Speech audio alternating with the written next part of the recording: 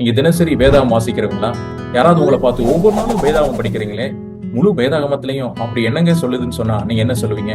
முழு வேதாகமத்தையும் இந்த 3 முக்கியமான வார்த்தைகள் மூலமாக விளக்க முடியும். இந்த 3 முக்கியமான வார்த்தைகளும் ஆதியாகமம் முதல் 3 அதிகாரத்துல சொல்லப்பட்டிருக்கு. முதலாவது முக்கியமான வார்த்தை என்னதுன்னா கிரியேஷன், படைப்பு. இந்த பிகினிங் காட் கிரியேட்டட். மனிதன் வேதாகமத்தை படிக்கும் பொழுது முதலாக கடவுளை குறித்து, தேவனை குறித்து எவ்வாறு அறிந்து கொள்கிறார் என்றால், ஆண்டவர் முழு உலகத்தையும் படைத்தார், மனிதனை படைத்தார் என்று சொல்லப்பட்டிருக்கிறது. இரண்டாவது மிக முக்கியமான வார்த்தை என்னதுன்னா பால்.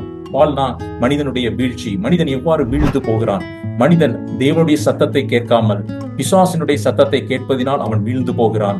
மனிதனுடைய மிகப்பெரிய ஒரு பாவமே தேவனுடைய சத்தத்தை கேட்காமல் இருப்பதுதான் என்பதை, மனிதன் எவ்வாறு வீழ்ந்து போகிறான் என்று வேதாகமத்திலே சொல்லப்பட்டிருக்கிறது. மிக முக்கியமாக மூன்றாவது வார்த்தை என்னதுன்னா ரெடிம்ஷன், மீட்பு. மனிதன் ஆண்டவரை விட்டு பாவம் செய்து வீழ்ந்து போகும் பொழுது மனிதனை ஆண்டவர் அப்படியே விட்டு விடாமல் அவருடைய குமாரனாகிய இயேசு கிறிஸ்துவை இந்த உலகத்திலே அனுப்பி மனித குலத்தை எவ்வாறு அவர் மீட்கிறார் என்று முழு வேதாகமும் அது சொல்லப்பட்டிருக்கிறதுங்க. முழு வேதாகமத்தை படிக்கும் பொழுது இந்த 3 முக்கியமான வார்த்தைகளை ஒரு நாளும் மறந்துடாதீங்க. Creation, fall, redemption.